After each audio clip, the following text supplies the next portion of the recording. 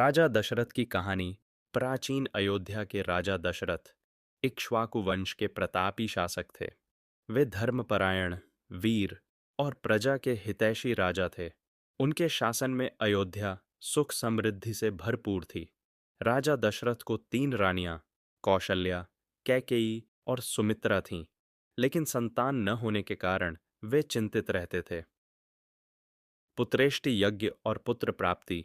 राजा दशरथ ने महर्षि वशिष्ठ की सलाह पर ऋषि शृंगी को बुलाकर पुत्रेष्टि यज्ञ करवाया। यज्ञ के फलस्वरूप अग्निदेव ने एक दिव्य खीर प्रदान की, जिसे राजा दशरथ ने अपनी 3 रानियों में बांट दिया। इस खीर को ग्रहण करने के बाद कौशल्या के पुत्र राम, कैकेयी के भरत और सुमित्रा के जुड़वां पुत्र लक्ष्मण व शत्रुघ्न का जन्म हुआ।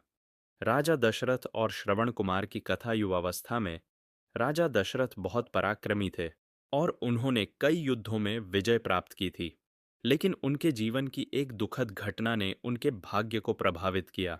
एक बार वे वन में आखेट आहा ये बारी की कंडी चगेई दा शिकार के लिए गए थे। उन्होंने एक स्थान पर पानी भरने की आवाज सुनी और बिना देखे बाण चला दिया।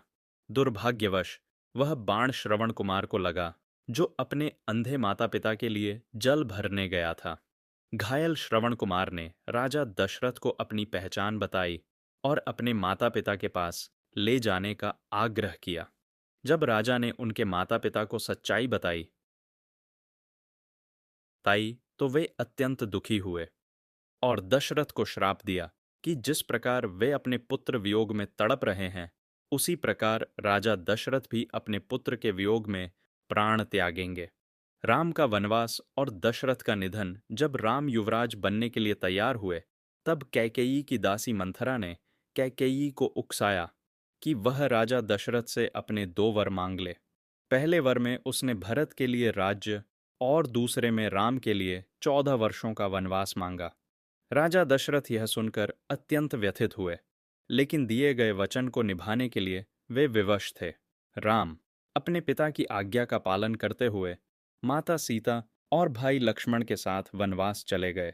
राम के वन जाने के बाद राजा दशरथ अत्यंत दुखी रहने लगे। उन्होंने राम के वियोग में अन्न जल त्याग दिया और अंततः उसी श्राप के कारण पकन पाइल से प्राण त्याग दिए। निष्कर्ष, राजा दशरथ एक महान राजा थे, लेकिन उनकी जीवन यात्रा में कुछ दुर्भाग्यपूर्ण घटनाएं भी हुईं। पुत्र वियोग के कारण उनका अंत हुआ, लेकिन उनके वंशजों ने धर्म और मर्यादा की स्थापना की। उनकी यह कथा त्याग, वचनबद्धता और कर्मफल के सिद्धांतों को दर्शाती है।